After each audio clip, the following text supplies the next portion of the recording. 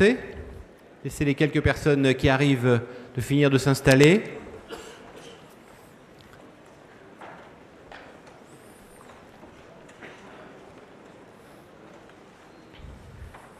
Voilà. Installez-vous. Oui, installez-vous.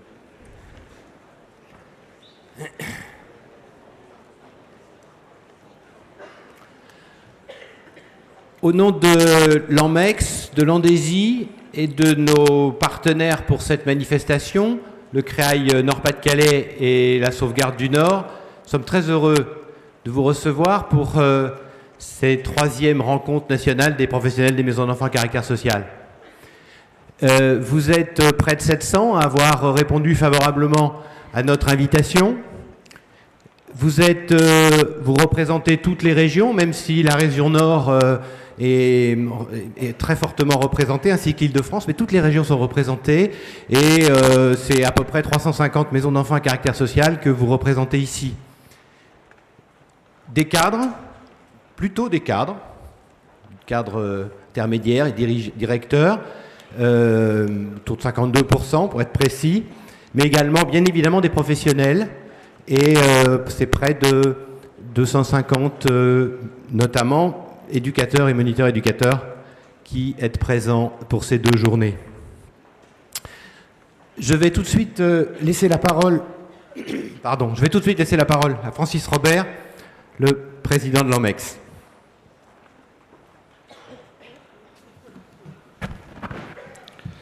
Madame, Monsieur, chers partenaires et parties prenantes, chers collègues des maisons d'enfants de France, après Bordeaux et Toulouse, nous voici à nouveau rassemblés à Lille pour nos 3e rencontres nationales des professionnels des maisons d'enfants à caractère social. Remercions chaleureusement la ville de Lille et le département du Nord pour le soutien important permettant une nouvelle promotion de notre action. Remercions également les personnalités présentes et celles qui se sont excusées. Toutes ont signifié leur souhait de rester en contact avec nous. Après l'articulation de l'individuel et du collectif, nous voici à l'heure de la diversification des services. Pour Toulouse et Bordeaux, la règle des 3 tiers était réelle, 1 tiers de directeurs et directeurs généraux, 1 tiers de cadres intermédiaires et psychologues, 1 tiers de travailleurs sociaux et une équité homme-femme quasi parfaite. Pour Lille, toujours la même régularité, ce qui doit inciter l'ANMEX à prendre en compte dans ses rencontres les 3 niveaux de représentation, ou plutôt même intégrer tous les métiers qui participent au fonctionnement de nos institutions. Deuxième indicateur à vérifier, l'enquête de satisfaction faite par Andésy aux Journées de Toulouse nous invitait à améliorer le mode participatif avec la salle aux différents ateliers. 3e évolution, l'Assemblée générale basculait en introduction des journées plutôt qu'en conclusion. Ainsi, hier soir, notre association, votre association, a réalisé sa 2e Assemblée générale et le conseil d'administration est à nouveau composé de 28 administrateurs représentant des directeurs d'établissement, mais aussi chefs de service et éducateurs. Le bilan 2012 est conforme au projet imaginé, c'est-à-dire être en capacité d'organiser annuellement 2 journées nationales, engager un rapprochement régional, nourrir par des séminaires ouverts de la connaissance, structurer ces organisations et bien sûr, le nerf de la guerre, avoir les moyens financiers pour mettre en œuvre nos différents projets. L'ANMEX, en 2 ans, a les moyens de s'engager sur des réservations de salles qui nécessitent donc une prise de risque qu'elle partage avec Andésy. Notre jeune association se devait de structurer ses bases, son identité, pour pouvoir prétendre d'être capable de définir des interventions plus politiques conformément à ses statuts, être un interlocuteur représentatif des intérêts des MEX auprès des pouvoirs publics et des organisations concernées par les activités de l'association. Plus de 300 adhérents, dont principalement des établissements, se sont engagés en 2012 et à Toulouse, en conclusion des journées, certains d'entre vous ont nous interpeller pour savoir quand allions-nous nous engager dans l'objectif numéro 1 de nos statuts. Une commission politique est aujourd'hui en place. Elle aura beaucoup de travail dans les jours qui viennent pour être acteur d'un avenir de plus en plus incertain, contraint et complexe, qui s'oriente très fortement sur des choix plutôt économiques. Nous comprenons la réalité de beaucoup de départements de France et la démonstration faite par l'ADF sur l'envolée du coût de la protection de l'enfance Pour autant, les professionnels des MEX engagés par les lois 2002 et 2007 ont réalisé des réajustements importants liés à la mise en place des différentes conformités et ils souhaitent légitimement être associés le plus largement possible aux changements annoncés et que les restrictions budgétaires n'empêchent pas de maintenir le sens de notre mission. Il est important également de rappeler que nous sommes intégrés dans un processus global qui produit des effets à chaque intervention, interne et externe, associatif et public, individuel et institutionnel. Francis Batifoulier, dans son intervention à Bordeaux, disait de ne pas être dans la plainte ou dans la lamentation. Saul Katz, qui intervenait la semaine dernière au 23e assise du CNAEMO à Strasbourg, disait « Que fait-on à part pleurer sur son sort ?» Alors notre CA a rencontré dans le cadre d'un séminaire à Ivry-sur-Seine M. Jean-Pierre Hardy, chef de bureau de l'Association départementale de France, qui s'appuie sur les écrits de Jean-René Loubat. Nous lui avons signifié en conclusion de cet après-midi d'échange notre souhait d'être associé aux travaux de réflexion de l'ADF. Nous attendons la réponse à notre courrier. Nous entendons facilement aujourd'hui beaucoup de réflexions sur il faudrait moins d'associations, il faudrait moins d'internats, voire dans certains départements plus du tout. À cette occasion, la référence à Michel Foucault dans Surveiller et punir revient souvent. Il faut aussi, on entend, limiter la durée d'un enfant en internat. L'ANMEX se doit d'avoir un point de vue et le faire savoir. Ce point de vue pourra être personnel s'il est singulier. Il sera à plusieurs voix si d'autres partenaires le partagent. L'ANMEX ne sera pas un îlot de plus, comme le craignait Jean-Pierre Hardy, à la création de notre association. Une autre commission est en place, la formation avec Andésie et actif. L'intra est privilégié. Toutes les formations sont sur notre nouveau site anmex.fr. Autre commission également, les régions. Je suis désolé, je vais prendre un petit peu d'eau.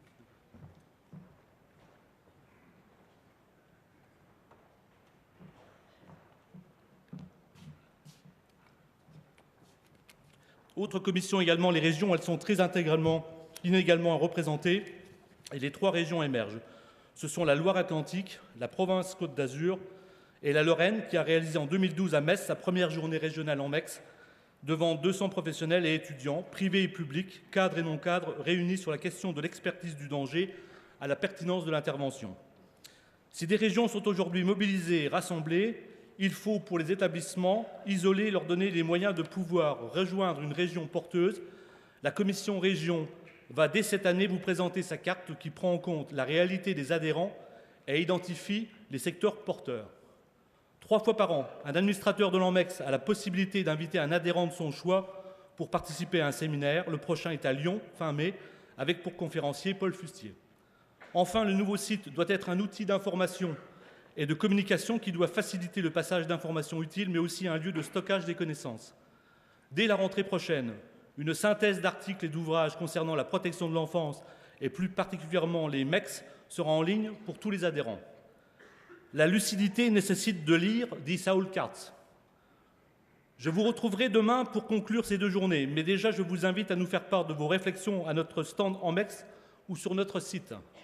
Avant de donner la parole à François Noble, directeur d'Andésie, notre fidèle partenaire, je voudrais remercier le COPIL de Lille et l'association Andésie qui ont préparé ces journées et je vous renouvelle au nom du conseil d'administration tous nos remerciements pour votre présence, votre soutien, votre fidélité. Que ces 2 belles journées de formation et d'échange trouvent réponse à vos interrogations et redéfinissent votre vision, que vous soyez directeur, chef de service ou éducateur. Je vous remercie.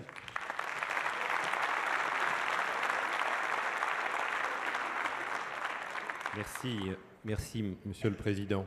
Je vais tout de suite laisser la parole à Madame Staniek-Vavran. Vous êtes adjointe au maire de Lille et déléguée à la solidarité. Et encore une fois, on vous remercie de l'accueil que la municipalité de Lille nous fait. Merci.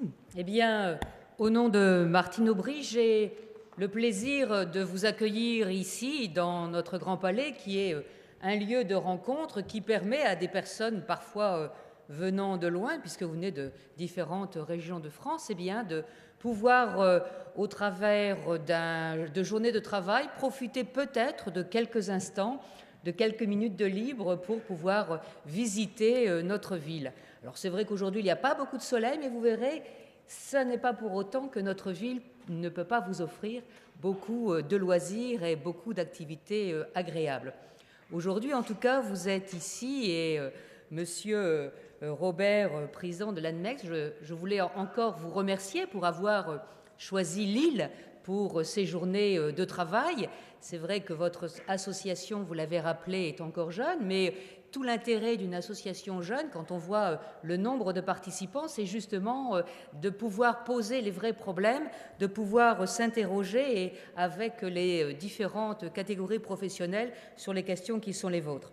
Alors, c'est vrai que vous le faites avec Monsieur Noble, directeur de Landesi, qui lui aussi est un acteur aujourd'hui important, et avec des spécialistes de la réflexion, oserais-je dire, que sont Monsieur Barrère ou Monsieur Louba, et je pense que c'est utile toujours d'avoir des spécialistes qui posent des problèmes, qui posent les questions et qui permettent à chacun de pouvoir se remettre en cause. Vous avez choisi effectivement des sujets importants. Alors, Lille est intéressée. Pourquoi Lille est intéressée? Parce que nous avons une ville jeune. C'est vrai que nous avons la chance d'avoir des universités, donc d'avoir des étudiants, on va dire un public relativement facile, mais à côté de ça, il faut savoir que la ville de Lille est une ville qui a des fragilités sociales et donc des jeunes qui sont en difficulté. Nous avons travaillé depuis de nombreuses années sur cela et ces derniers temps, nous avons mis en place quelques outils, un relais information jeunesse dans les centres sociaux, des forums dédiés à l'emploi ou à la mobilité, une aide pour pouvoir passer le BAFA, une création de bourses pour pouvoir passer le permis de conduire, parce qu'on sait aussi que les jeunes ont besoin de ces outils pour parfois démarrer un petit peu une vie professionnelle. Bien sûr, d'autres activités, beaucoup plus de loisirs, de culturels, mais je voulais un peu marquer cela parce que ça, c'est plus sur un public qui a besoin d'un accompagnement. Ça n'est pas obligatoirement, et heureusement, le public que vous avez dans les structures, public bien plus fragile, bien plus fragilisé par une histoire familiale, sociale lourde, et c'est vrai que le contexte économique actuel fragilise encore les familles et bien entendu les enfants. La question que vous posez aujourd'hui sur la diversité des modes d'accueil est une question qui est extrêmement importante. On peut effectivement s'interroger sur ce que sont les internats en se disant mais c'est vrai, c'est une structure qui existe, qui a fait ses preuves, mais aussi qui a montré ses limites. Et il est important de pouvoir réfléchir sur cette loi de 2007 qui, pour reposer un petit peu la question du rôle des parents, et je pense que c'est important, y compris sur les jeunes et les différents besoins des jeunes d'aujourd'hui. Les jeunes sont sans doute plus en difficulté, plus déstructurés peut-être qu'il y a 20 ans. Les problématiques sont un peu plus lourdes et je pense qu'il est très utile effectivement de pouvoir se poser ces questions. Alors pour autant, le personnel éducatif qui, lui, est au contact, peut s'interroger sur cette remise en question de leur qualité professionnelle.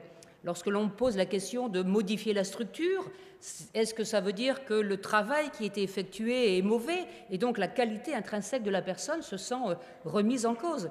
Pour autant, et je pense que c'est important, lorsque les personnes peuvent être, les professionnels se sentent un peu déstabilisés, en même temps, et c'est aussi la force de vous, c'est votre force, c'est aussi la capacité à réfléchir, à vous remettre en cause et à imaginer de nouvelles formes de prise en charge.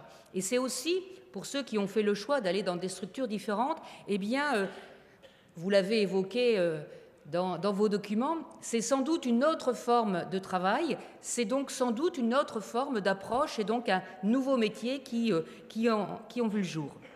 Alors c'est vrai, vous l'avez évoqué, aujourd'hui les différentes structures montrent que sur le plan administratif et financier, avoir une diversité de structures en termes de gestion, c'est quand même pas quelque chose de très simple.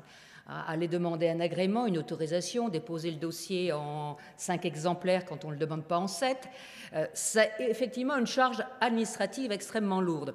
Et dans une période où on demande aux structures de faire des économies, il est sûrement important aujourd'hui que les financiers, les porteurs, eh bien, réfléchissent à la simplification administrative, parce qu'on ne peut pas demander une diversité dans l'accompagnement et alourdir tellement les procédures qu'à la fin, il y a une surcharge importante administrative, parce que le cœur du métier, ce n'est pas l'administratif, mais c'est bien l'accompagnement individuel.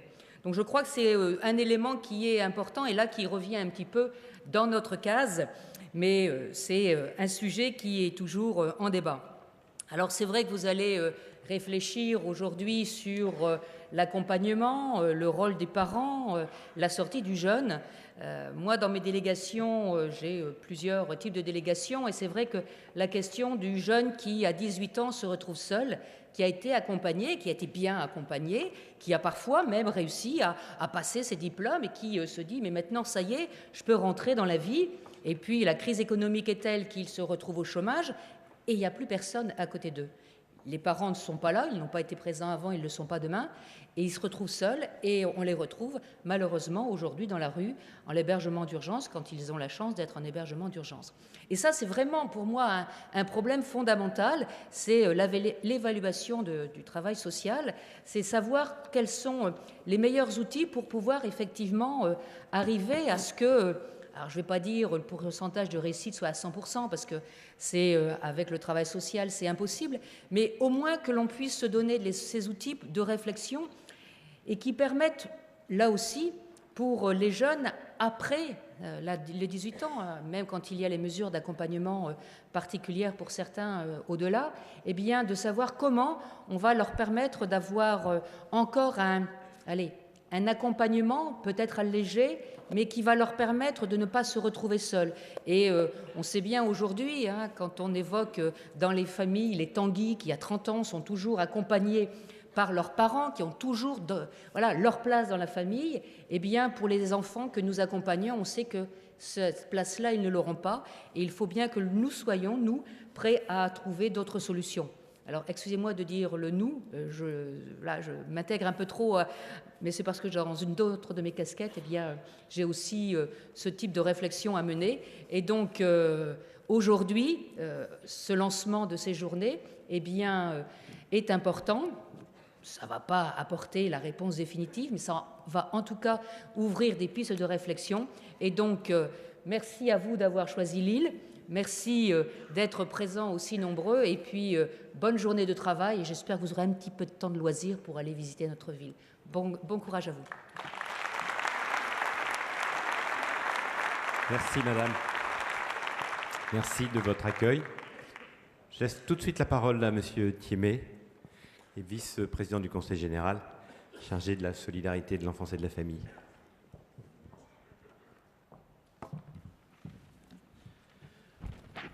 Mesdames, Messieurs, permettez-moi tout d'abord de vous souhaiter à chacune et chacun d'entre vous, après Marie-Christine Staniek-Coivran, la bienvenue dans ce département du Nord, le plus jeune de France. Merci à vous, Monsieur Robert, le Président, d'avoir fait le choix de venir chez nous. Et je voudrais immédiatement, en mon nom personnel, en tant que vice-président en charge de l'enfance, de la famille et de la jeunesse au sein du Conseil général du Nord, au nom du président du département, Patrick Caner, vous dire combien notre réflexion est très profonde en ce qui concerne ces questions qui touchent à l'avenir de notre société. C'est pourquoi nous considérons tout d'abord que cette noble cause qui est celle de l'enfance et derrière laquelle se cache ni plus ni moins l'avenir de notre société, de notre monde, nécessite une approche diversifiée et collective. Comme c'est le cas d'ailleurs aujourd'hui, en échangeant les pratiques, les regards et les réflexions à travers vos 3e rencontres nationales des professionnels, des maisons d'enfants à caractère social, autour du thème ainsi « Les MEX à l'heure de la diversification des services ». Oui, ce thème est central, à l'heure d'ailleurs où la pluralisation de l'offre se traduit par une multiplication importante des services et je ne doute pas que ces 3e rencontres nationales permettront d'avancer collectivement dans la réflexion avec, je le sais, Ce souci constant de mieux prendre en compte les différents besoins des jeunes accueillis et la place des parents par la même occasion. L'enfance, ici même, pour le département du Nord, tient une place primordiale. C'est d'ailleurs pourquoi, et c'est à souligner, chacune des politiques départementales doit contribuer aux objectifs de la politique enfance-famille dans le cadre de ce schéma départemental d'organisation sociale et médico-sociale. Cette logique, croisée faisant de l'enfance une véritable priorité, est selon moi cruciale car elle met l'enfance au cœur de nos réflexions et de nos préoccupations.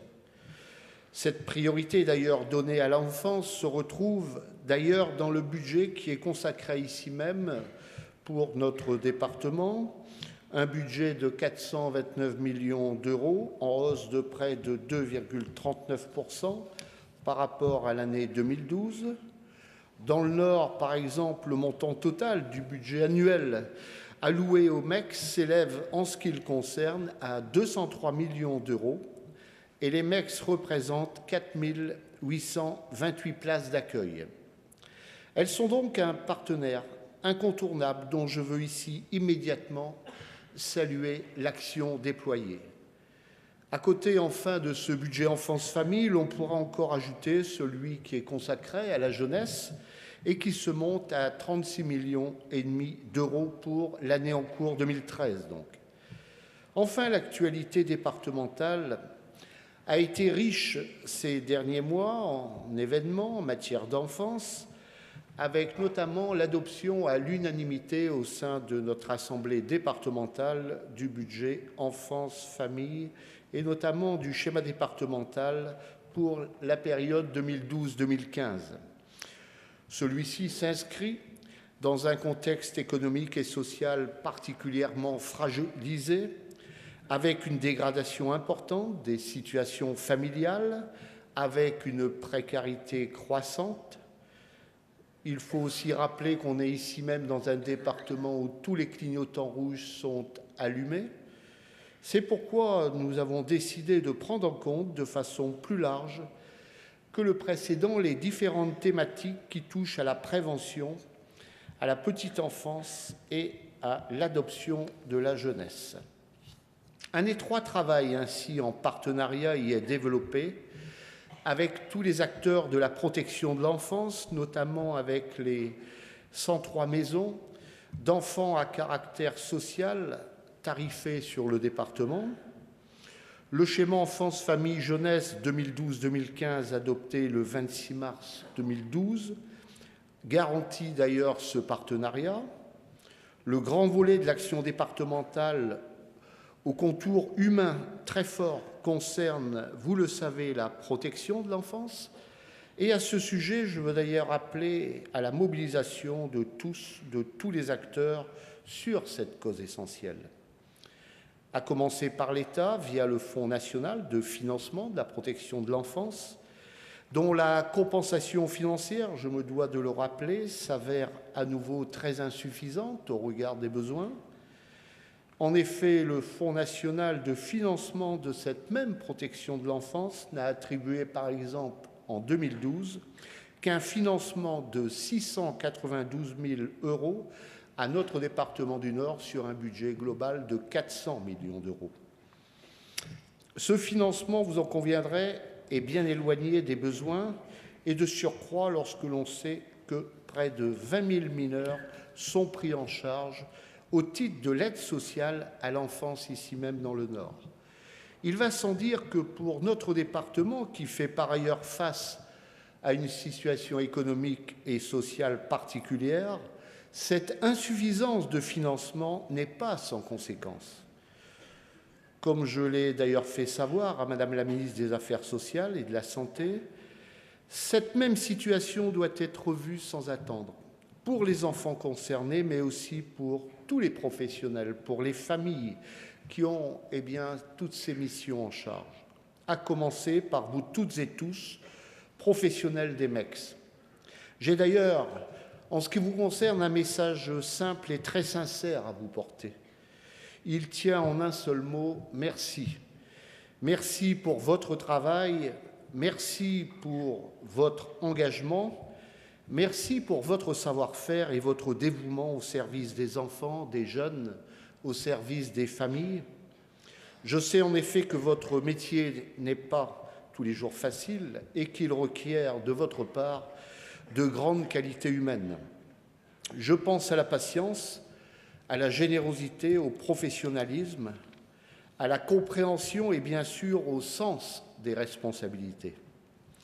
Oui, dans votre métier, chaque jour, chaque geste et chaque parole ont leur importance.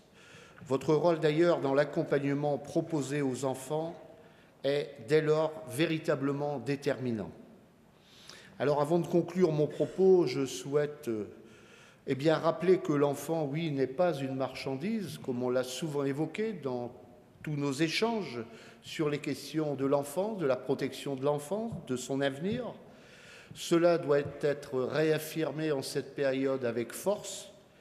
Je tiens en ce sens de nouveau à dénoncer les mauvais coups portés à l'enfance ces dernières années. Je pense au rapport Tabarot, au décret Morano et bien sûr à la directive européenne des services, à cette fameuse directive Bolkestein qui place tout le secteur de la petite enfance dans ce champ de la concurrence européenne libre et non faussée. Alors nous n'insisterons jamais assez aussi sur le fait que l'enfance est au cœur de tous ces enjeux sociétaux.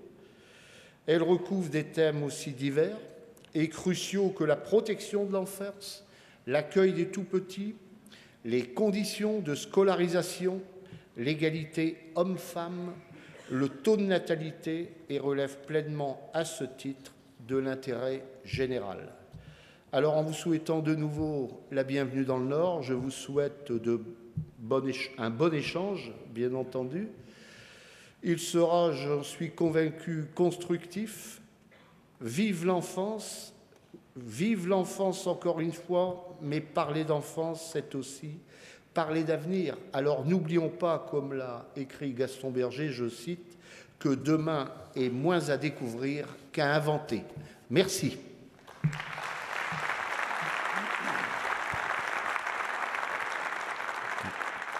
Merci, Monsieur le Vice-président. Avant de laisser tout de suite la parole à Jean-René Louba, je voudrais donner quelques éléments d'information concernant le déroulement de notre journée très rapidement. D'abord dire que nous allons avoir donc deux intervenants ce matin, Jean-René Louba puis Jean-Yves Barrère. Leurs interventions sera séparées par une pause à 10h45.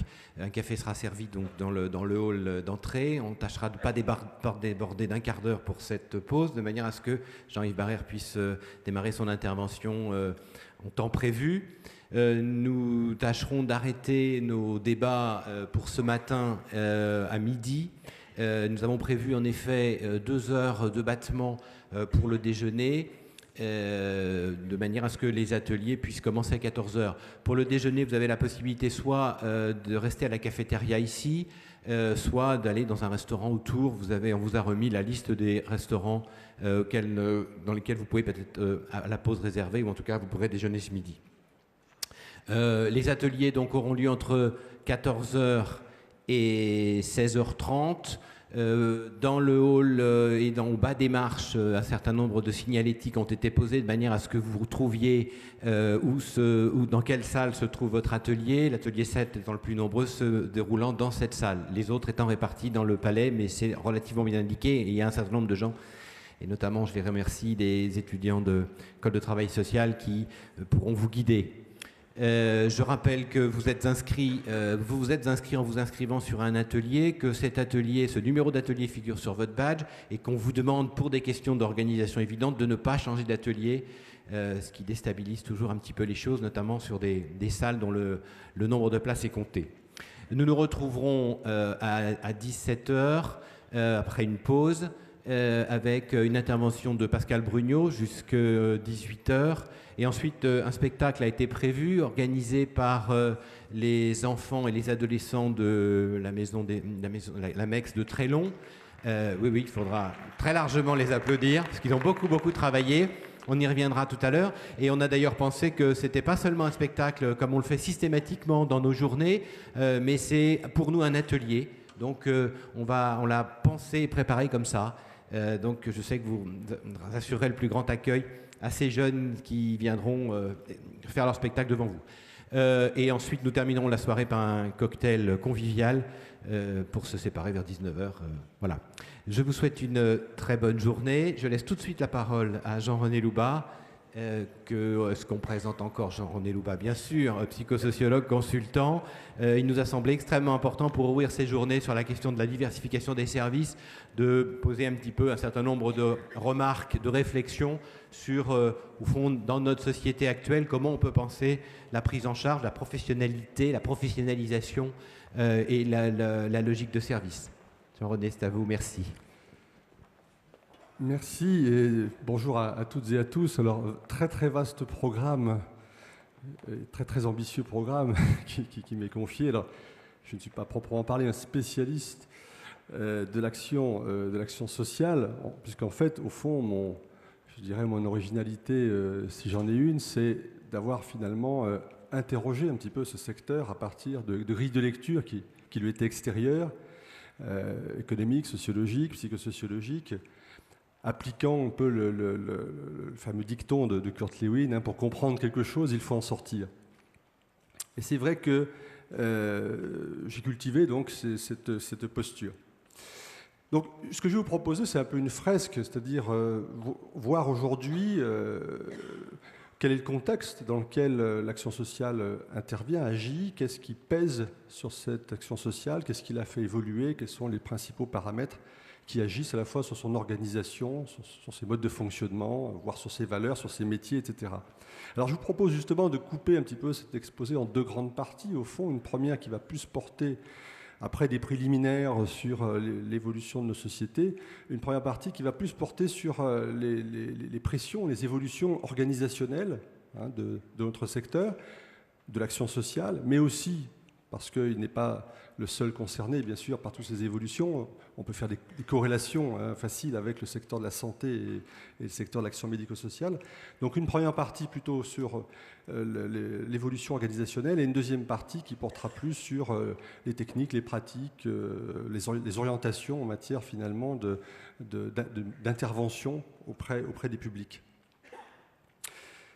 Alors c'est vrai qu'aujourd'hui, on est dans une période un petit peu sinistré quand même. Enfin, quand j'interviens auprès des professionnels, c'est quand même mon principal job, je me rends compte que, sans exagération, il y a un certain malaise, il y a des inquiétudes, il y a des gens un peu moroses. Alors c'est pas seulement dans notre secteur, il suffit de prendre le métro parisien pour s'apercevoir de cette morosité, de cette montée de la tension, je dirais même de l'agressivité. Mais notre secteur est peut-être plus particulièrement encore touché parce qu'il côtoie tous les jours effectivement des publics qui sont en difficulté. Et puis aussi, mon explication, c'est que ces secteurs-là ont connu en très peu de temps des bouleversements considérables.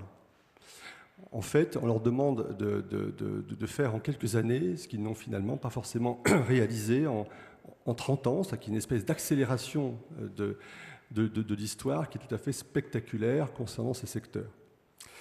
Il y a concrètement, une avalanche de textes pèse aujourd'hui sur nos secteurs. Une des intervenantes a rappelé l'importance prise aujourd'hui par l'écrit, par l'administratif, finalement, toutes ces procédures. On est touché aussi par tout un ensemble de normalisation. Voilà, donc beaucoup de changements, finalement, un petit peu dans tous les domaines, en une période extrêmement courte, ce qui peut déstabiliser les points de repère habituels que nous connaissions. Alors, cette sinistrose, comment l'expliquer? Alors, on invoque la crise, mais arrêtons de parler de crise. Il n'y a pas de crise, au fond. Il y a des événements critiques liés à la spéculation, voilà, qui sont des péripéties, certes douloureuses, mais il n'y a pas de crise à proprement parler. Enfin, une crise qui dure 30 ans ou 40 ans n'est plus une crise. Nous avons du mal à prononcer un mot qui pourtant s'impose, c'est celui de déclin. Nous sommes tout simplement dans un déclin européen, et non pas dans une crise économique, mais un déclin, je dirais, de civilisation qui, évidemment, affecte, entre autres, l'économique, mais pas seulement. Je vous donnerai rapidement quelques données là-dessus. qui affecte tout d'abord l'aspect démographique. Et l'aspect démographique, il ne faut pas l'oublier, il est extrêmement important, il conditionne finalement l'évolution de nos sociétés. J'avais un professeur à l'université qui disait toujours « la démographie scelle le sort des nations ». Effectivement, alors, la démographie, l'avantage de la démographie, c'est que ce n'est pas imprévisible.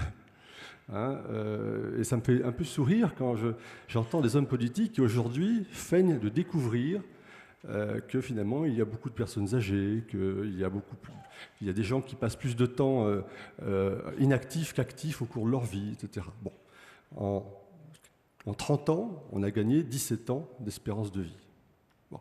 Dans le même temps, on réduisait le temps de travail, et je lisais encore ce matin dans le dernier numéro d'ASH, d'ailleurs, qui en parle, le taux de chômage des jeunes est de 26%, c'est-à-dire celui d'un pays sous-développé il y a encore une dizaine d'années. Voilà.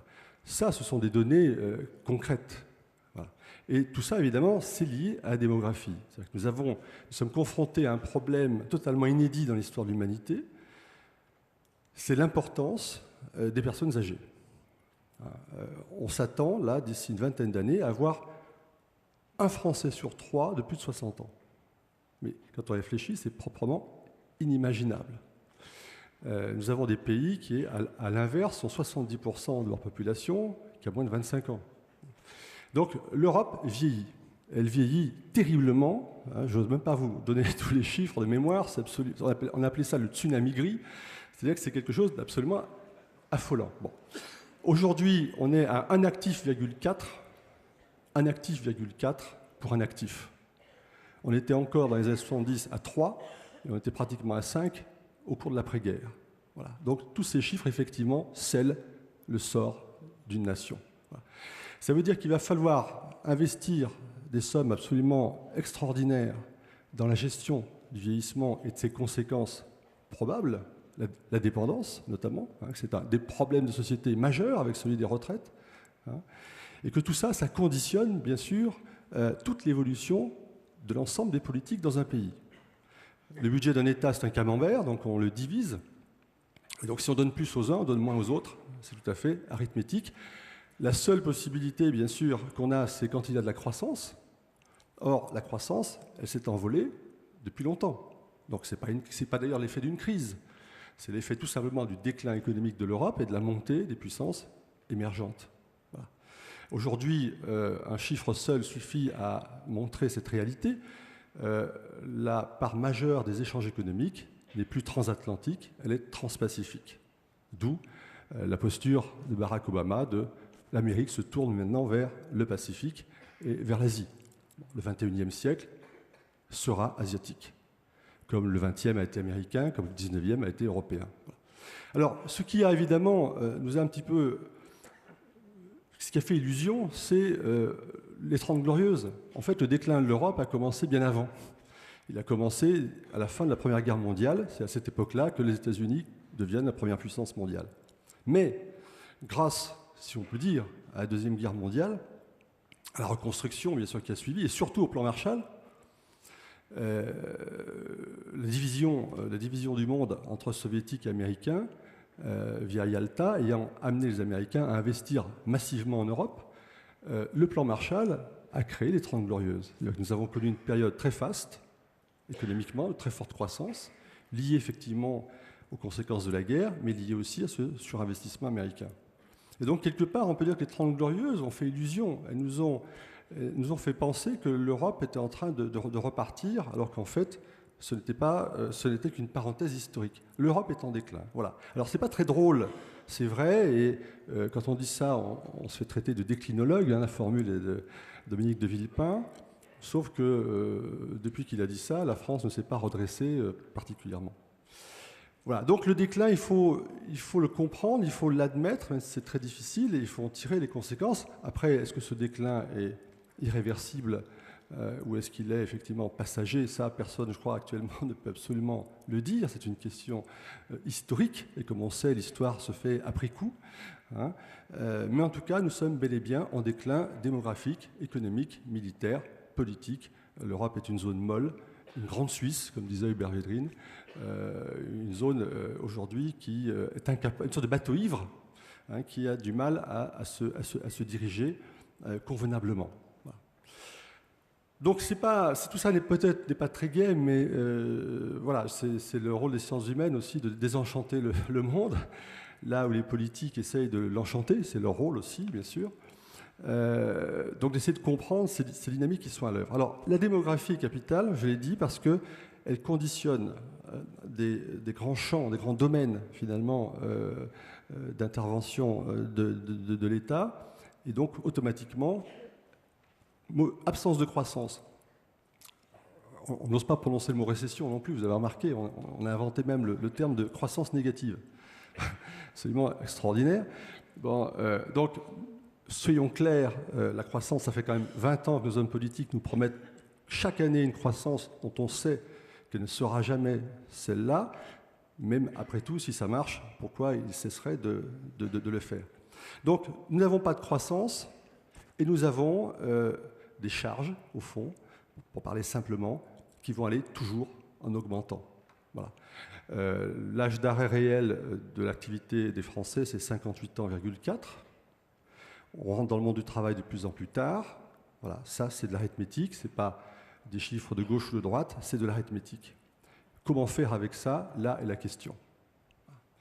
Donc, à partir de là, automatiquement, les ressources disponibles pour des secteurs dits dépensiers, santé, action sociale, action médico-sociale, qui dépendent de la création de richesses d'autres secteurs, évidemment, ne peuvent pas ne pas être affectés. Donc il y aura toujours moins de ressources pour ces secteurs dans les années qui viennent. Je crois qu'il faut être extrêmement clair. Il ne faut pas se bercer d'illusions. Il y aura toujours moins de ressources. Voilà. Alors maintenant, que faire quand on a moins de ressources? Deuxième question intéressante. Il faut changer sa façon d'intervenir. Il faut innover. C'est le maître mot, un peu magique, un peu incantatoire, c'est vrai, mais quand on regarde bien l'histoire, c'est pas nouveau. On a toujours connu des périodes un petit peu plus difficiles, et c'est toujours l'innovation qui nous a permis, effectivement, de nous en sortir. Alors l'innovation, aujourd'hui, elle nous est très fortement demandée. Ça peut être un discours agaçant, bien entendu, c'est vrai, mais on nous demande d'innover. Que ce soit dans le domaine de la santé, encore une fois, le domaine médico-social ou social, même si ce sont des domaines différents par nature, ils sont quand même concernés par les mêmes réalités. On nous demande d'innover. Alors innover, ça veut dire quoi? L'innovation peut porter sur plusieurs domaines. Elle peut porter sur l'organisation, elle peut porter sur la technologie, elle peut aussi porter sur un regard nouveau, porté sur les besoins, sur les publics. Donc il y a plusieurs niveaux d'innovation possibles. Alors je vais commencer justement par le niveau plus organisationnel, qui encore une fois est sans mystère. Enfin, on n'est pas obligé de me croire bien sûr, mais je pense que vraiment les évolutions des années qui viennent sont sans aucun mystère. La question est, est-ce qu'elles nous conviennent ou pas, ces évolutions bien sûr, et ensuite, est-ce qu'on peut les mettre en œuvre dans de bonnes conditions ou pas? Mais elles sont tracées. Elles sont tracées. Elles sont tracées pour la bonne et simple raison que finalement, on a affaire d'abord à des dynamiques très, très lourdes, des mouvements lents, donc qui sont sans surprise, quelles que soient les décisions politiques à plus court terme. Et deuxièmement, on n'invente pas forcément tous les jours des choses nouvelles, on se contente bien souvent de copier ce qui existe ailleurs. Tout ce qu'on peut évoquer aujourd'hui, des institutionnalisations, par exemple, introduction de nouvelles techniques, tout ça, ça part des années 60 aux États-Unis. Donc, si vous voyez, il n'y a rien d'original et de mystérieux là-dedans. Donc, on sait quelles vont être les orientations. Pour faire simple, d'abord, c'est la concentration. Concentration qui est fortement conseillée, comprend qui peut, fortement conseillée dans les différents secteurs que j'ai énoncés. D'ailleurs, vous remarquez, ça commence toujours par la santé, en France, comme toutes les réformes d'ailleurs. Ça passe ensuite, 10 ans après, à peu près, dans le médico-social, et enfin dans l'action sociale, qui est tout de même, il faut bien le reconnaître, le parent pauvre, entre guillemets, de ces secteurs-là, pour des raisons bien simples, c'est qu'ils touchent des publics qui sont peu défendus, qui ne font pas l'objet de lobbies, et qu'effectivement, on voit bien l'écart, quand j'interviens dans une MEX, par exemple, je vois bien l'écart de moyens qui existe avec un institut médico-éducatif, par exemple. Il n'y a pas photo. On se rend compte que l'action sociale donc, est un parent pauvre. Relativement. encore une fois, bien entendu, par rapport au niveau de vie de notre pays. Voilà, donc la concentration, elle est prônée, elle a déjà été réalisée, est en cours largement avancée dans le domaine médical, elle se fait dans le domaine médico-social, il faudra aussi le réaliser dans le secteur social. Alors pourquoi concentrer? Il y a des objectifs qui sont affichés. Hein. Disparition de 90% des opérateurs associatifs, par exemple. Pourquoi concentrer? D'abord, beaucoup d'associations, en fait, gèrent 1, 2, 3 établissements dans notre pays. Hein.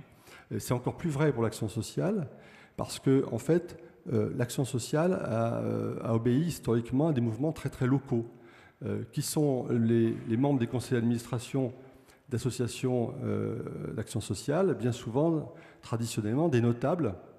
Hein. On peut trouver des anciens juges, des anciens assistants sociaux, des anciens notables locaux. Et donc, bien souvent, les associations ont démarré par des œuvres caritatives, gérées par des congrégations religieuses, ont connu des dons, un château généralement, etc. Voilà. Bon, ça c'est l'histoire.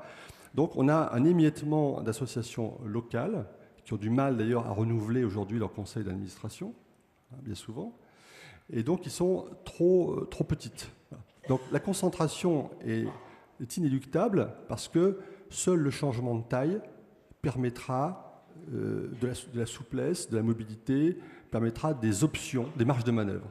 Voilà. C'est-à-dire plus on est petit, plus par exemple on a des personnels auxquels on demande de la polyvalence, et la polyvalence forcément est toujours plus coûteuse. Parce qu'au fond, plus de polyvalence veut dire un moins bon rapport qualité-coût. Voilà, alors tout ça c'est très concret.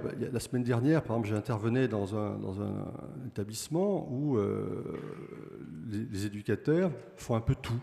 Ils jouent le rôle de maîtresse de maison, ils vont faire les courses, voilà, il faut un peu de tout. Voilà. Bon. Sauf qu'aujourd'hui, vous le savez bien, la première chose que voient les gens, les autorités et ceux qui font des inspections dans les établissements, c'est de dire mais que font ces personnels chez vous?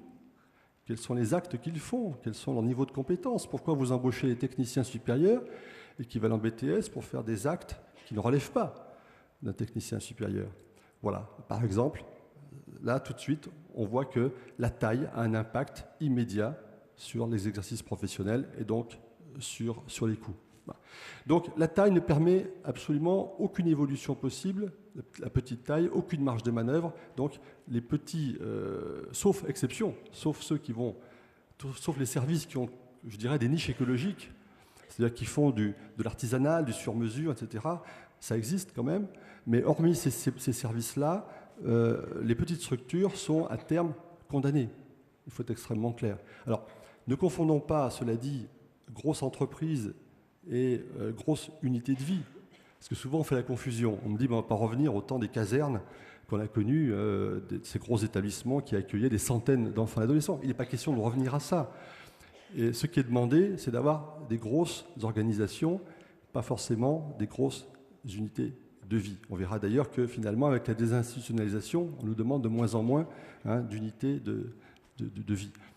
Donc, grossir, c'est impératif. Première chose. La deuxième chose, c'est de mieux utiliser les moyens, d'optimiser les moyens. Alors là-dessus, on a quand même des boulevards parce qu'effectivement, les moyens qu'on utilisait jusqu'à une époque assez récente, finalement, étaient fonction de projets d'établissement, de modes de fonctionnement qui étaient bâtis au fond sur quelque chose d'assez traditionnel. Je m'explique. Dans la plupart des cas, et c'est vrai d'ailleurs pour le médico-social également, les institutions présupposaient des besoins chez les publics et leur proposaient ce qu'on appelle des packages de prestations, c'est-à-dire des ensembles indissociables et indissociés. Les gens n'avaient pas le choix. Vous venez chez nous, vous aurez droit à tel type d'intervention. Bon.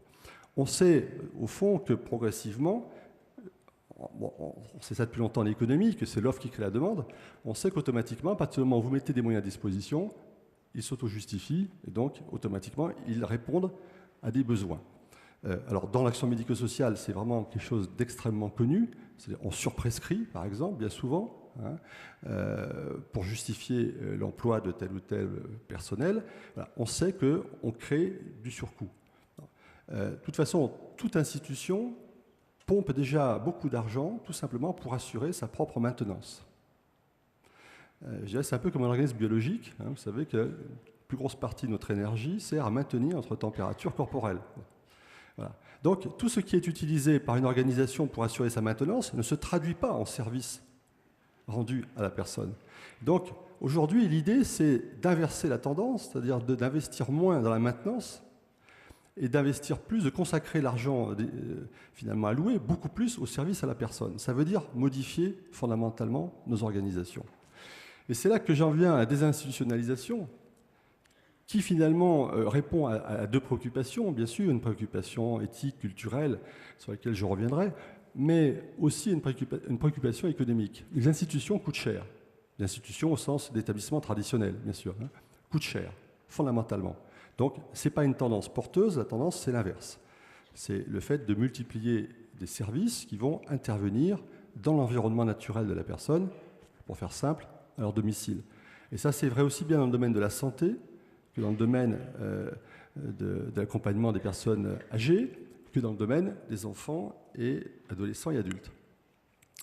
Alors, la désinstitutionnalisation, c'est difficile à dire, en fait, permet et va de pair, je dirais, avec une personnalisation des modes d'intervention. L'un ne va pas sans l'autre. L'institution, en fait, imposait bien souvent un emploi du temps, un horaire, un mode de fonctionnement spatio-temporel, hein, et ne répondait pas forcément à des besoins singuliers. Hein, et avait tendance d'ailleurs à multiplier les dispositifs collectifs. Même si depuis pas mal d'années, les choses ont considérablement évolué, bien sûr, dans nos établissements. Mais il faut encore aller plus loin, faire du sur-mesure, faire du personnalisé, et la tendance, c'est ce que j'appellerais le juste ce qu'il faut, c'est-à-dire finalement étudier les besoins des personnes qui sont nécessaires à une mutation dans leur mode de vie, mais apporter juste ce qu'il faut, et pas forcément vouloir en faire plus, c'est-à-dire qu'il y a une espèce d'idéalisme qu'on peut comprendre, bien sûr, mais une espèce d'idéalisme dans nos secteurs qui parfois nous éloigne des réalités économiques. C'est-à-dire que par exemple, on est souvent à la fois beaucoup plus exigeant, à tout point de vue d'ailleurs, avec des personnes en situation de handicap ou en difficulté sociale qu'avec la moyenne des gens. Ça, c'est un constat que je fais depuis très très longtemps. Alors à la fois on est plus exigeant vis-à-vis d'eux, mais en même temps on est plus exigeant pour eux. Alors, on a connu à une époque, j'ai connu des mecs par exemple, qui proposaient des activités luxueuses qui étaient en décalage total avec l'origine sociale, par exemple, de ces enfants et adolescents. Alors on me disait oui, mais c'est pour compenser, c'est-à-dire bon, une espèce de culpabilité judéo-chrétienne, voilà. Mais cela dit, à 18 ans, on les lâchait complètement dans la nature et ils se retrouvaient dans des réalités économiques très peu enviables. Voilà. Donc il faut arrêter peut-être ce système-là et le repenser. Voilà. Donc la désinstitutionnalisation, c'est une optique qui traverse l'ensemble des pays développés et qui est partie d'ailleurs des États-Unis dès les années 60, et qui a commencé d'ailleurs par interroger la psychiatrie, puisque c'était par définition le modèle institué qui d'ailleurs a inspiré par la suite les autres modèles. Hein. Les établissements médico-sociaux et sociaux ont été très fortement influencés par le modèle psychiatrique. Le village, le mythe du village, de la communauté villageoise, si vous voulez, hein. le tout en interne. Et aux États-Unis, les premières voix se sont élevées donc contre ce qu'on appelait à l'époque l'institutionnalisme, c'est-à-dire précisément une vision totalisante, totalitaire de la vie de ces personnes, et des effets secondaires très négatifs, puisque les études avaient montré que plus on restait longtemps dans une institution, moins on avait de chances de s'inclure dans la société. Voilà, donc l'institutionnalisme, si vous voulez, a été pourfendu il y a très longtemps déjà, sauf que, bon, nous on est en décalage, vous savez, il faut le temps que les choses arrivent.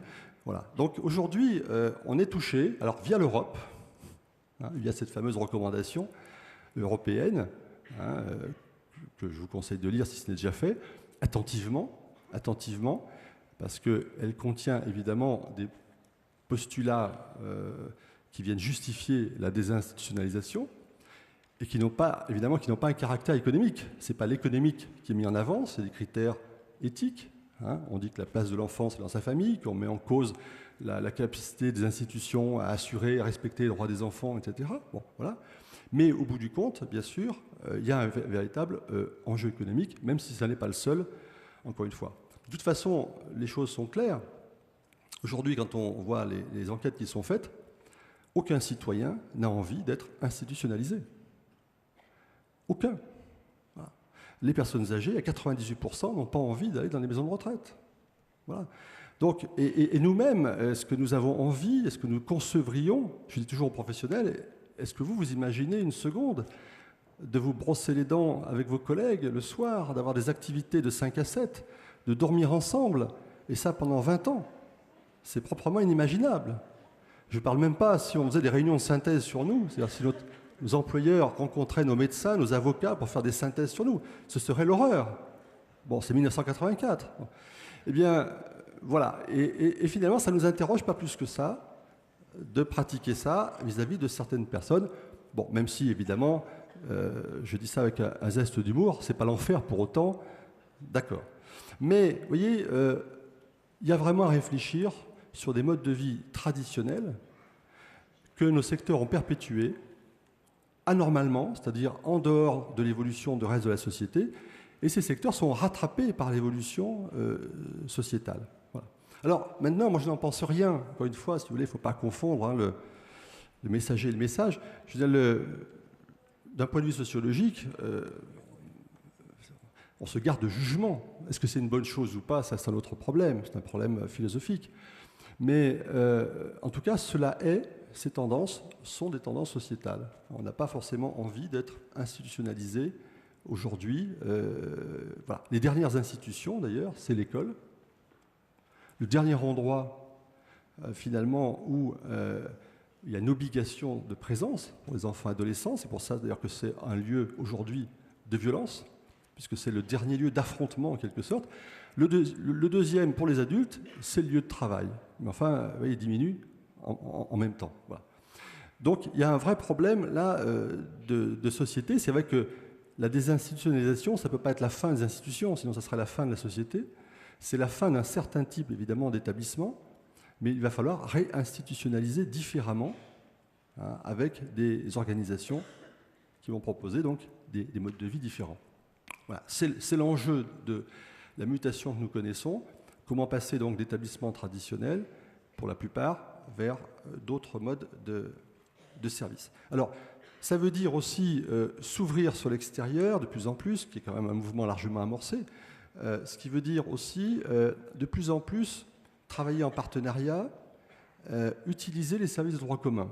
C'est le maître mot hein, qui est utilisé partout. Utiliser les services de droit commun.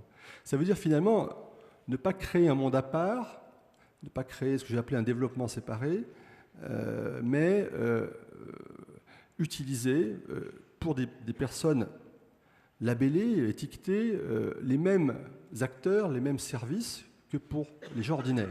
Voilà. C'est-à-dire à terme, c'est la fin aussi de ces expressions particulières, milieu ordinaire, milieu naturel, milieu ouvert, etc., qui finalement n'ont pas vraiment de sens à l'heure d'aujourd'hui. L'idée de société inclusive, c'est très clairement la formalisation de ce mouvement. Hein. La société s'ouvre, et donc on n'a plus forcément besoin de créer des mondes à part. Donc utiliser de plus en plus les services de droit commun, travailler en partenariat, amortir en quelque sorte, rentabiliser les équipements. Ce qui est demandé aujourd'hui à tous les établissements, c'est de ne pas créer des équipements qui, par exemple, existaient déjà ailleurs, hein, alors qu'il y a quelques années, beaucoup d'associations construisaient à Tire-Larigot des balnéothérapies, des piscines, des choses comme ça, par exemple. Bon, aujourd'hui, évidemment, ça n'a plus beaucoup de sens. Elles sont souvent sous-utilisées. J'ai vu des ESAT, par exemple, dans certaines régions, posséder des équipements utilisés à 10%, qu'aucune entreprise ne possédait dans un rayon de 20 km. Donc, en fait, on a des gains fantastiques à faire en termes de ressources. Ce n'est pas un discours très populaire, c'est évident, mais c'est un discours réaliste. C'est une réalité, on a véritablement des gains à faire. Alors c'est vrai que dans l'action sociale, ils sont plus minces que dans l'action médico-sociale, c'est extrêmement clair. Il faudra peut-être penser à rééquilibrer effectivement les allocations de ressources. Voilà, l'autre grand point qui marque nos organisations, donc, c'est se restructurer finalement donc, autour de cette notion de partenariat, donc dégraisser un peu certaines organisations et devenir de plus en plus des gestionnaires de parcours. Voilà, hein, donc, ce terme-là, vous allez l'entendre sans arrêt, parcours, hein, aussi bien dans la santé, dans le médico-social que dans le social, notion de parcours. Et puis également, on voit arriver des expressions, hein, comme le case management, par exemple. Alors, on traduit ça en français souvent par gestionnaire de cas. En fait, ça ressemble à ce que j'ai appelé depuis longtemps des coordinateurs, hein, de parcours et de projets, c'est-à-dire des personnes qui vont être capables de suivre dans le temps, dans un temps limité d'ailleurs, des personnes pour les faire évoluer. Donc tout ça nous amène à un changement de pratique radical, où on fait donc beaucoup plus du sur-mesure, beaucoup plus un travail personnalisé, un travail plus dense aussi, qui nous amène au fond à des formes de coaching. Voilà, alors deuxième partie, disais-je, les aspects culturels de tout ça, qui sont très intriqués d'ailleurs, très intriqués, en amont et en aval. On peut dire que la désinstitutionnalisation, par exemple, bon, il y a des raisons économiques à cela, bien sûr, mais il y a aussi des raisons, je l'ai dit, psychosociales. C'est-à-dire que nos mœurs ont évolué, et aujourd'hui, qu'on le veuille ou non, on a du mal à accepter un mode de vie collectif.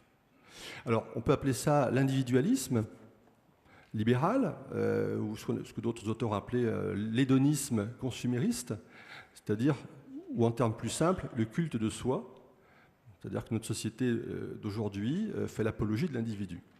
C'est complètement évident, et donc, à partir de là, cultive un certain égocentrage. Toutes les institutions se diluent. La désinstitutionnalisation nous touche, mais après les autres. C'est-à-dire qu'en fait, on assiste à ce qu'on pourrait appeler une dématérialisation de la société. Hein.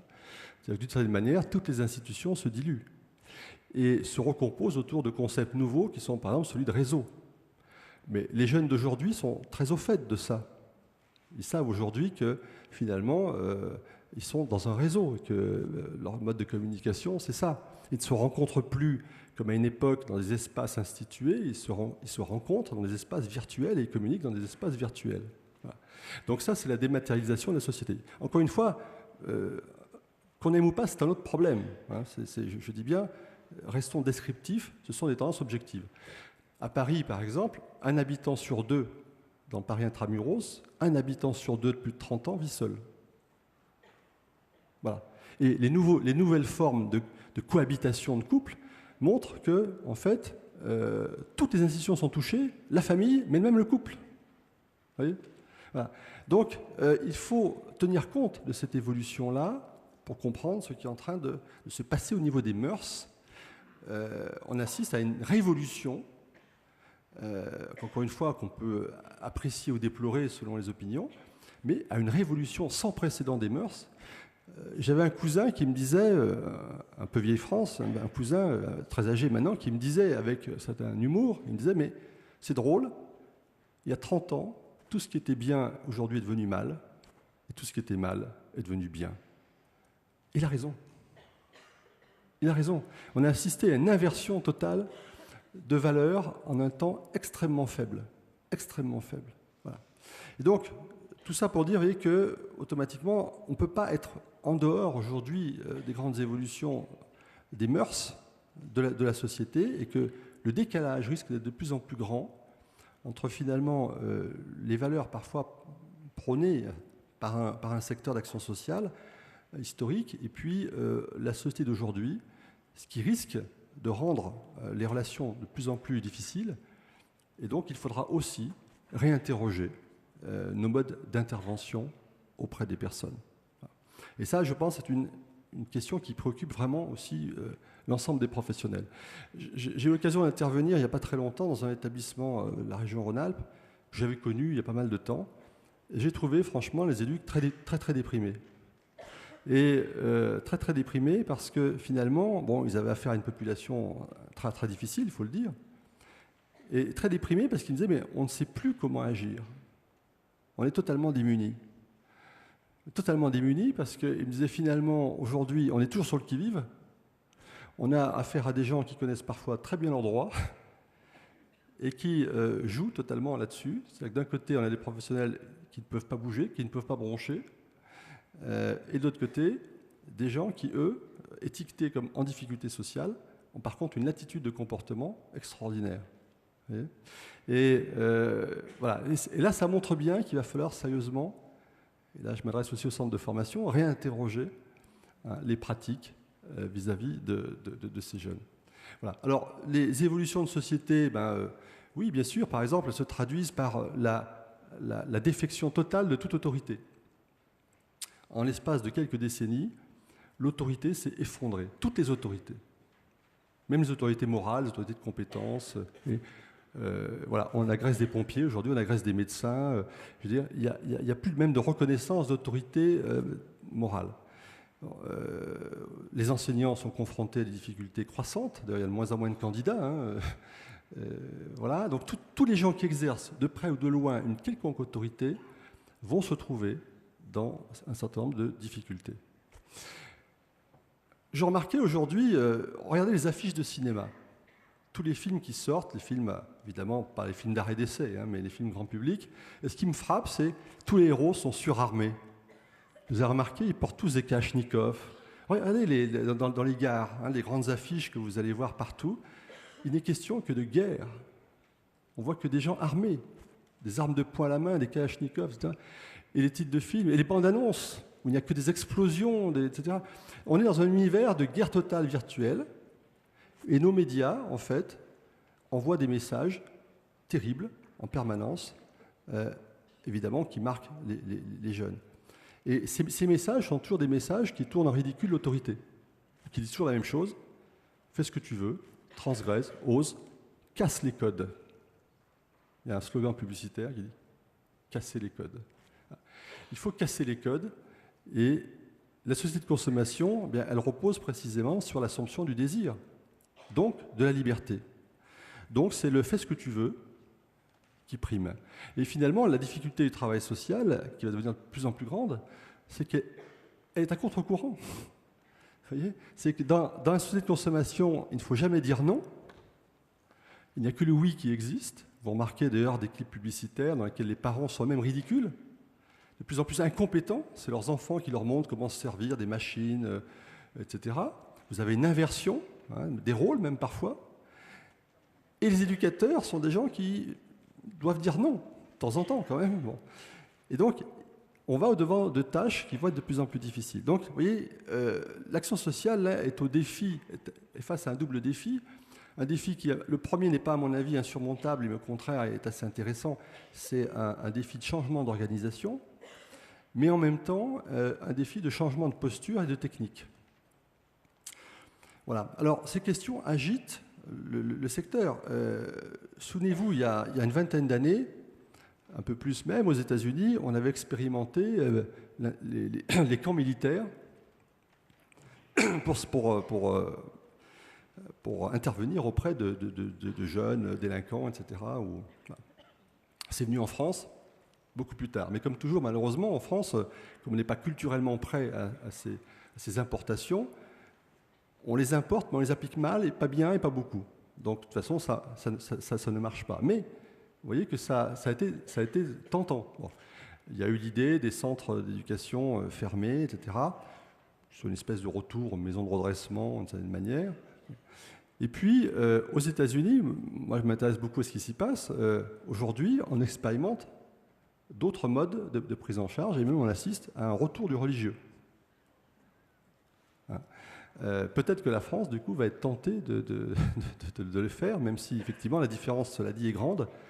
95% des Américains se disent croyants et religieux, ce qui n'est pas, évidemment, le cas en France.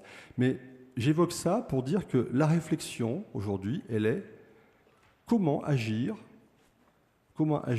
auprès de jeunes qui sont parfois très, très déstructurés, qui ont vécu dans un milieu qui va aller de manière croissante se détériorer, se déliter, se dématérialiser, comment arriver à répondre à ces besoins-là? Parce que finalement, on mélange un peu toutes sortes de publics. Vous avez des jeunes qui sont en souffrance personnelle, familiale, relationnelle, mais qui relèvent effectivement d'aide, de soutien thérapeutique, etc. Mais aujourd'hui, il y a une part croissante de jeunes qui échappent à tout dispositif, et c'est cela d'ailleurs que les autorités, par les appels à projets aujourd'hui, demandent à ce que les opérateurs fassent quelque chose. Et cela, qu'est-ce qu'on va faire avec eux? Il est évident que les dispositifs traditionnels que nous connaissons sont inopérants. Il va falloir donc faire preuve, vous voyez, d'une grande imagination et former peut-être les gens différemment. Voilà, je pense vraiment que là, pour le coup, il y a à questionner nos techniques et nos pratiques. Je suis frappé de voir, j'intervenais encore il y a quelques temps aussi dans un service de milieu ouvert, je suis frappé de voir, au fond, la pauvreté des choix techniques. Bien souvent, c'est l'entretien, et l'entretien, et encore l'entretien. Et alors, on voit des situations où des parents sont en entretien avec 3 professionnels, un éducateur, un psychologue, une assistante sociale parfois, qui répètent, qui annonnent pour la énième fois des événements de leur histoire, et qui font face à des gens parfois qui jouent un peu aux apprentis psy. Et, voilà. Bon. Et je me dis, mais où va-t-on comme ça? C'est-à-dire, est-ce que finalement, quand on voit qu'il y a des familles qui ont 18 intervenants, quand on voit que des mesures qui devaient être transitoires se pérennisent, qui consomment des sommes considérables, est-ce qu'on a les moyens aujourd'hui, et est-ce que c'est efficace? Il y a les 2 questions qui vont de pair, de continuer sur ce mode-là. Voilà. Donc, il faudra vraiment re-questionner la formation, re-questionner les pratiques, etc. Et prendre exemple, d'ailleurs, sur ce qui se passe dans d'autres pays, parce que il y a des pays beaucoup plus pragmatiques qui utilisent, donc, sont beaucoup plus audacieux dans leur technique d'intervention. Voilà. Pour moi, c'est une question clé, re-questionner donc ces modes d'intervention. Voilà donc pour l'essentiel de ces 2 grands domaines, évolution, innovation organisationnelle d'une part, innovation en termes de formation et de métier. Alors concrètement, peut-être pour finir, ces formes d'organisation, quel tour peuvent-elles prendre? En essayant d'être un petit peu plus précis et concret. Jean-Pierre Hardy l'a évoqué dans ses textes. C'est passer d'une logique d'établissement à une logique de plateforme de service. Alors, ce n'est pas de la science-fiction, c'est quelque chose qui existe déjà, à titre un peu expérimental. Enfin, c'est encore très rare, mais ça existe. J'interviens personnellement auprès d'associations qui ont déjà franchi le pas. Alors évidemment, ça se fait par étapes, c'est un bouleversement considérable, qui consiste à passer d'établissements traditionnels, mis bout à bout, à une reconfiguration d'ensemble. Voilà. Quand on regarde l'histoire, beaucoup d'associations ont accumulé des établissements. Alors dans le médico-social, ça s'est fait sous la forme de filières. Les associations de parents, par exemple, ont commencé à créer des IME, puis des ESAT, puis des foyers de vie. Et aujourd'hui, on est effectivement à l'âge de la retraite. Donc elles ont suivi un petit peu l'évolution de leur population. Dans l'action sociale, il n'y a pas forcément cet aspect filière, puisque l'action sociale privilégie quand même la protection de l'enfance. Et on s'aperçoit que beaucoup d'associations ne font pas forcément les 2. Elles sont soit dans l'enfance et l'adolescence, soit dans l'action sociale auprès des adultes. Mais ça ne fait rien, on a accumulé des établissements qui avaient chacun leur autonomie, avec évidemment le risque qu'on fait des doublons, des triplons sur un certain nombre de postes et de fonctions. Passer une plateforme de service, c'est avoir un tout autre mode de vision, c'est concentrer tout ce qui peut l'être, mutualiser tout ce qui peut l'être, toutes les fonctions dites support, en fait, tout l'aspect fonctionnel, maintenance, etc. Et puis par contre, non pas créer forcément des établissements, mais créer des services par champ de compétences. Voilà.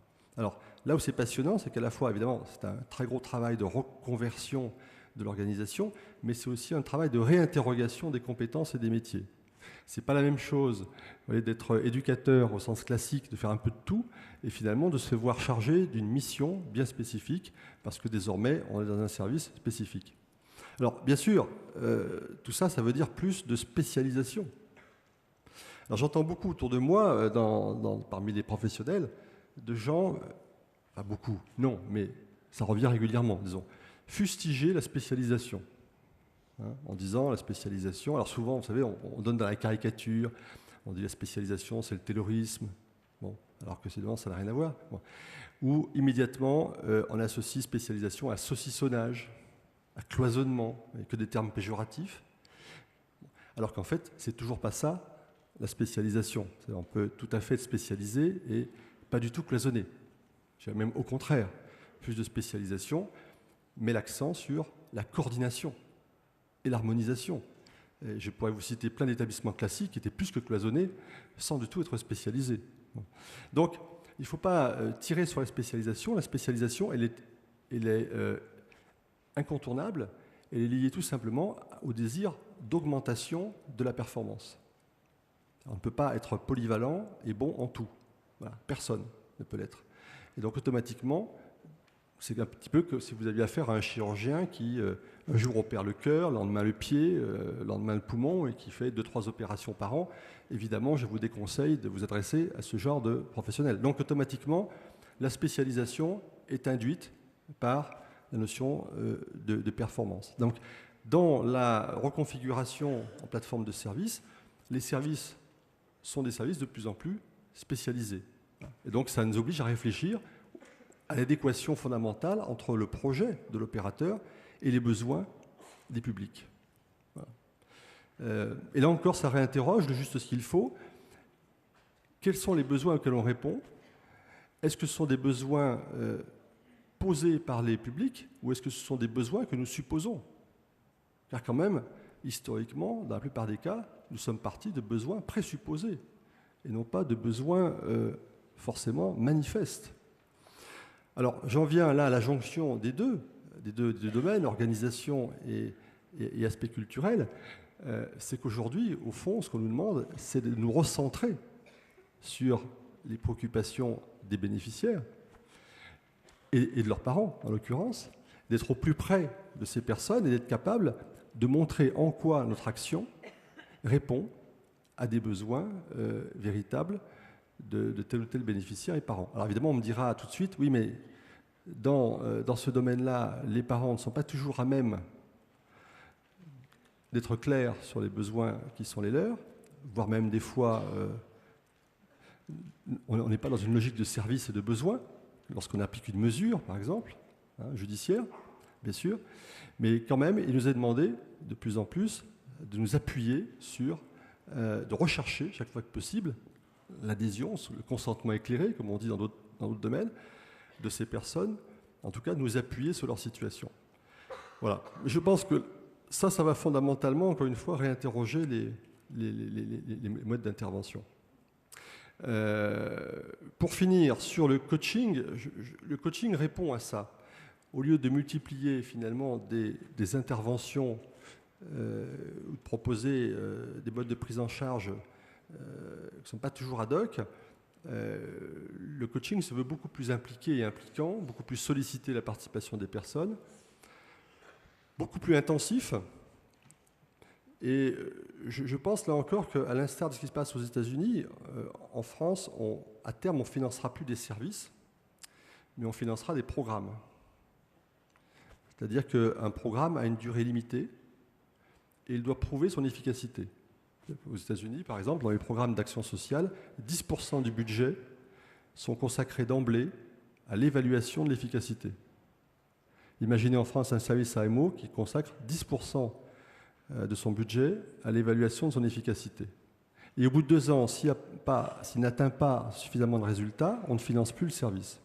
C'est rude, évidemment, ça peut déclencher des réactions émotionnelles qu'on peut comprendre, mais c'est très efficace. c'est très efficace. Et je pense que c'est très intéressant, si vous voulez, parce que, sauf si on doute, évidemment, complètement de l'efficacité des services, mais si on pense qu'ils peuvent être efficaces, c'est tout à fait acceptable, non pas comme un mode simplement de contrôle, bien que légitime, mais comme un mode de valorisation des services. Et l'introduction de la concurrence, ben oui, forcément. De toute façon, la concurrence, elle existe. Il ne faut pas se voiler la face, elle existe déjà très fortement entre les associations, de manière très très hypocrite, mais elle existe. Il vaudrait mieux justement qu'elle existe clairement, plutôt qu'elle n'existe finalement de manière souterraine. La concurrence, c'est quoi? C'est retenir, comme les autorités le proclament de plus en plus, hein, ou la NAP, même si la NAP ne concerne pas l'action sociale, mais finalement ça viendra tôt ou tard. La NAP parle de reproductibilité des expériences. C'est vrai qu'on a un point faible en France, aussi bien dans l'action médico-sociale que sociale d'ailleurs, c'est la très faible capitalisation des expériences. Et donc, du coup, la difficulté à généraliser ce qui fonctionne, c'est-à-dire à faire de la reproductibilité.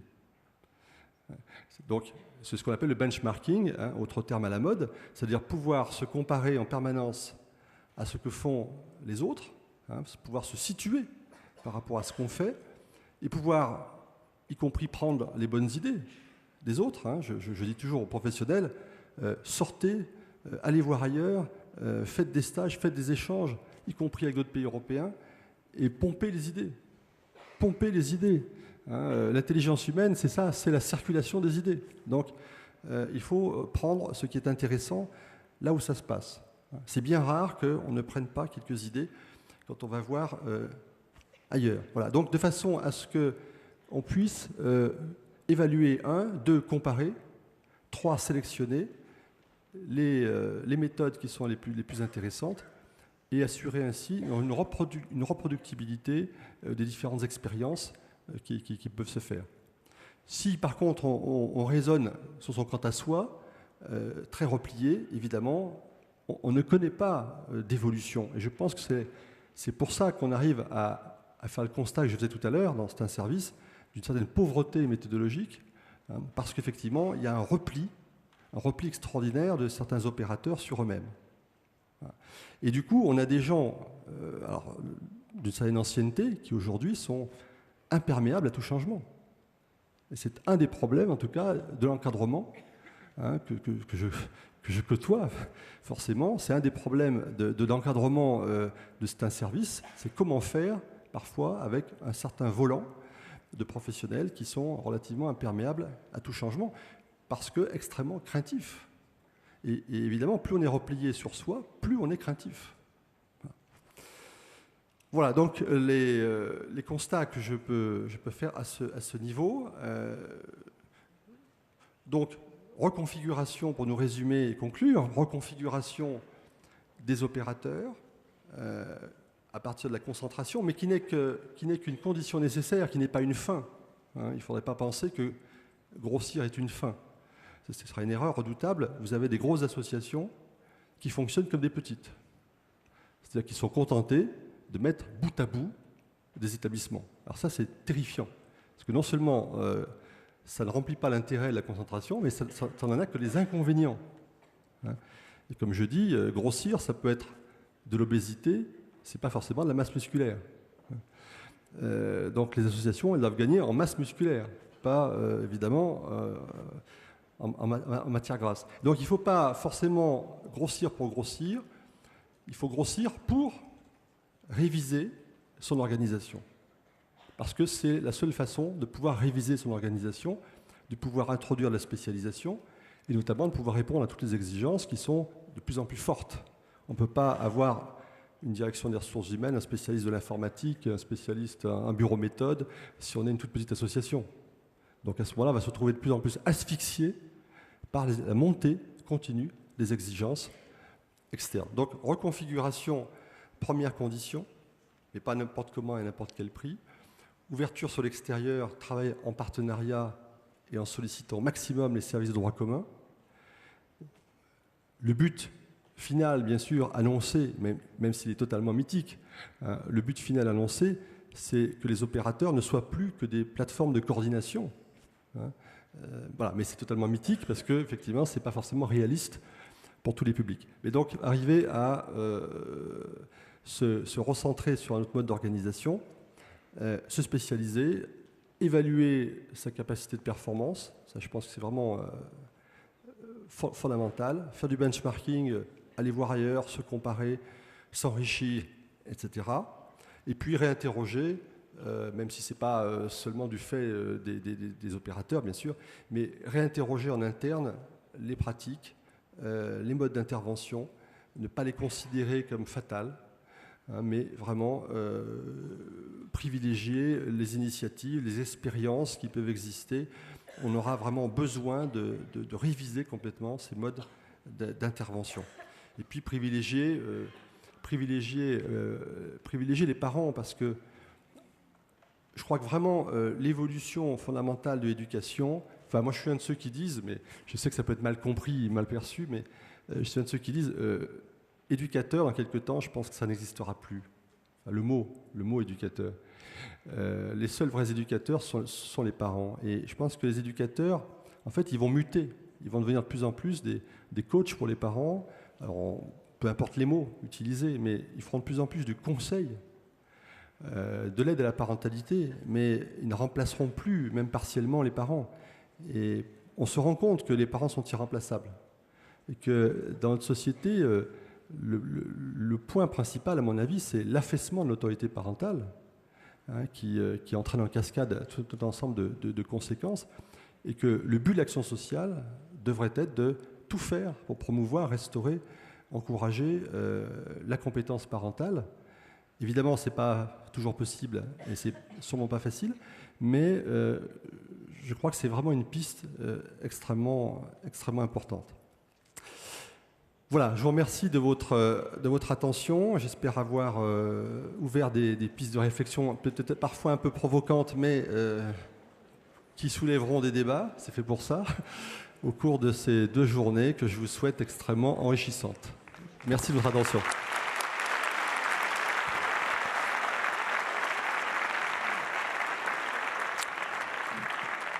Merci, Monsieur Louba, pour cette intervention. Je ne doute pas qu'elle appelle des réflexions, des questions, des critiques, des commentaires.